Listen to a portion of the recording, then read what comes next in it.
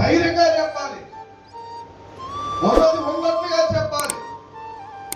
ప్రభు ఎలా రక్షించాడో, నిన్ను ఎలా ప్రేమించాడో, ఎలా కౌగులించుకున్నాడో, ఎలా హత్తుకున్నాడో. ఇదిగో చూడు, ప్రభు మార్గంలోకి వచ్చిన తర్వాత సేవకుడు నిన్ను దేవుని ప్రేమను బట్టి ఎలా నడిపించాడో, నిన్ను ఎలా కట్టాడో, ప్రార్థనటువంటి నీ జీవితంలో ఎలా ప్రార్థన నేర్పించాడో, ఇదిగో స్తుతి తెలియజేయటువంటి నీ జీవితంలో ఎలా ఇదిగో చూడు స్తుతి చేయాలో ఏ రీతిగా నేర్పించాడో అన్ని కూడా ఇదిగో చూడు చక్కగా స్పష్టంగా చెప్పాలి. లేకపోతే ఎట్లా తెలుసు?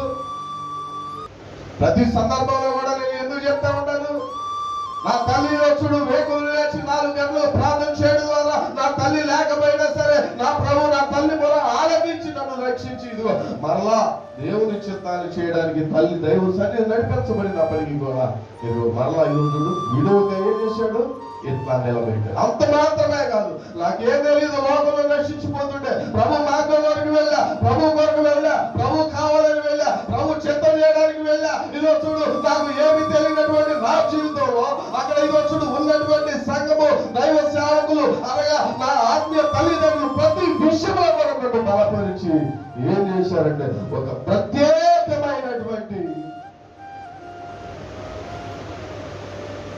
మార్గాన్ని నాకు తెలియపరిచారు. కాబట్టి అవన్నీ కూడా నేను నేర్చుకొని ప్రతి విషయంలో కూడా నేను ఏం చెప్తా ఉంటాను, నా ఆత్మీయ తల్లిదండ్రులు, నా ఆత్మీయ తల్లి, నాకు పాటలు రావు, నేను నుంచోని పాడుతా ఉంటే ఇదిగో చూడు నా తల మీద ఇదిగో నుంచున్నటువంటి నా మీద ఫ్యాన్ తిరుగుతా ఉన్నా సరే నడినెక్క నుంచి అరికాలు వరకు ఇదిగో చెమటలు పట్టేసి ఒక వ్యక్తి బకెట్తో నీళ్లు పోసుకుంటే ఎట్లా ఉండేవో అంతగా కలిసి ముద్దయిపోయేవాడి.